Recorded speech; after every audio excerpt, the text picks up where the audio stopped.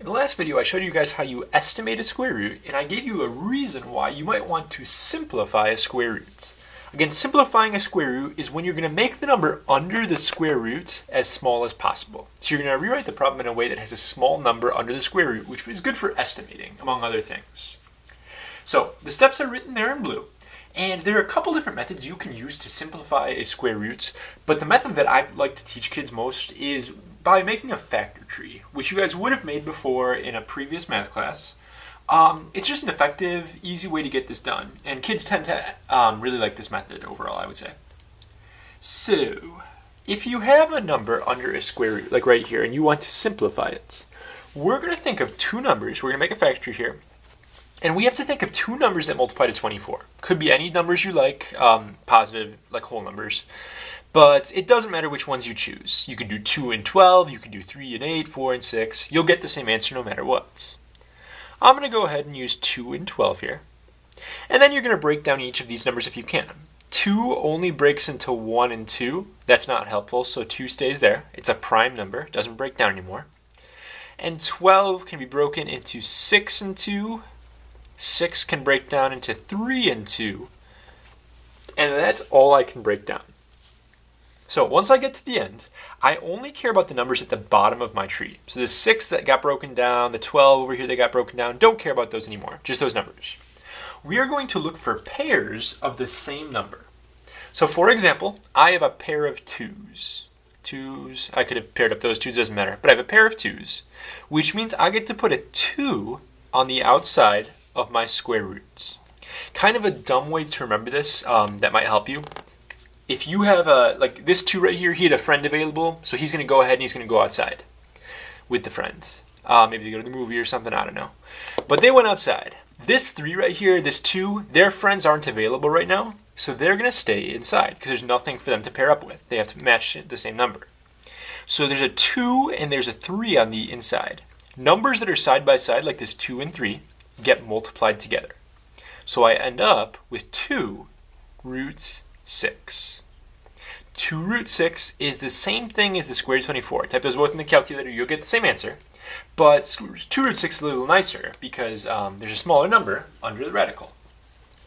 So I got a couple more square roots that I want to try in this video here. Let's go ahead and try out the square roots of 54.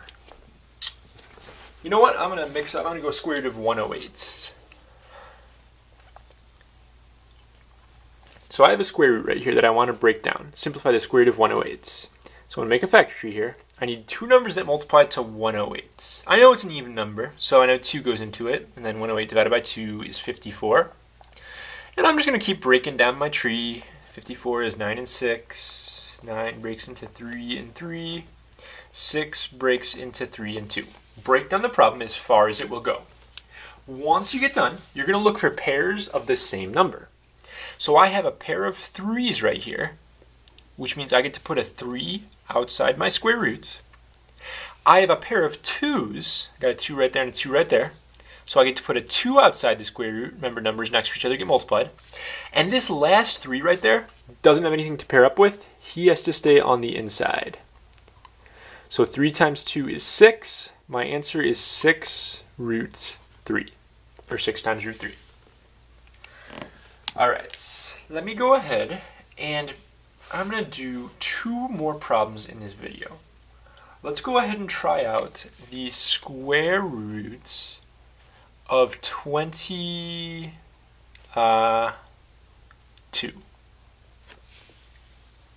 If you break down the square root of 22 using a factor tree, you get 2 and 11. And 2 doesn't break down anymore, 11 doesn't break down anymore. So you can't do anything else. There are no pairs, nothing goes on the outside. The 2 and the 11 both just stay on the inside, and 2 times 11 is 22. So you still just get the square root of 22. Certain square roots, if they don't have pairs when you break them down, they just can't be simplified at all. It's as far as you can go. And for my final problem in this video, let's go ahead and do the square root of 49. The square root of 49, I'm going to break it down. 49 is 7 times 7. 7 doesn't break down anymore, but I have a pair of 7s here. I get to put a 7 on the outside. and there's nothing left on the inside.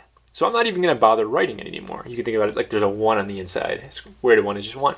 So I don't have a square root anymore. My answer is just 7. That's because 49 is a perfect square. So if it's going to be a whole number answer, you won't have anything left on the inside. You don't even have to bother writing the square roots.